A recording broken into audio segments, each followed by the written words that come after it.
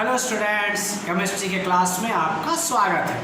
आज हम लोग जिस टॉपिक को पढ़ने जा रहे हैं वह है पीएच स्केल।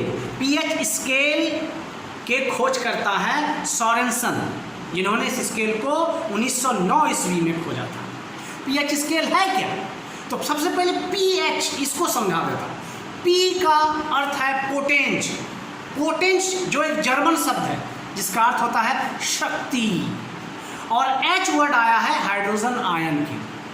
तो पीएच का मतलब हो गया पोटेंस ऑफ हाइड्रोजन, इसका मतलब हाइड्रोजन आयन की शक्ति। तो हाइड्रोजन आयन की शक्ति यानी उसके मान को मापने वाला स्केल ही है पीएच। जैसे बुखार को नापने के लिए हम लोग थर्मामीटर लगाते हैं, डॉक्टरी थर्मामीटर लगाते हैं, है ना।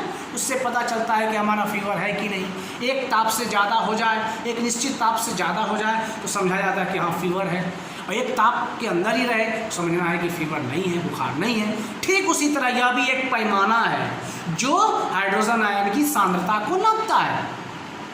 यह पैमाना 0 से लेकर 14 तक होता है ना। जिसका पीएच मान 7 आ जाए समझ लीजिए वह विलयन है उदासीन। 7 से कम हो जाए वह विलयन होगा अम्लीय। जितना कम होगा वह विलयन उतना ज़्यादा अम्लीय, और 7 से ज़्यादा हो जाए तो क्षारीय या क्षारकीय। जितना ज़्यादा उतना ज़्यादा क्षारकीय, है कि नहीं। तो इस पैमाना के आधार पर किसी भी विलयन में इस थर्मामीटर को, थर्मामीटर नहीं पीएच मीटर, जिसको पीएच स्केल कहते हैं, उसको आप लगाइए और उसका पीएच मान देख लीजिए। पीएच मान से आप पता लगा सकते हैं कि हाँ अम्लीय है कि क्षारीय है ना। यहाँ लिख दिया मैं पीएच 7 है तो समझ जाइए कि वह उदासीन विलयन है। पीएच 7 से कम है तो वह विलयन अम्लीय है, और पीएच 7 से ज़्यादा है तो वह विलयन क्षारकीय है।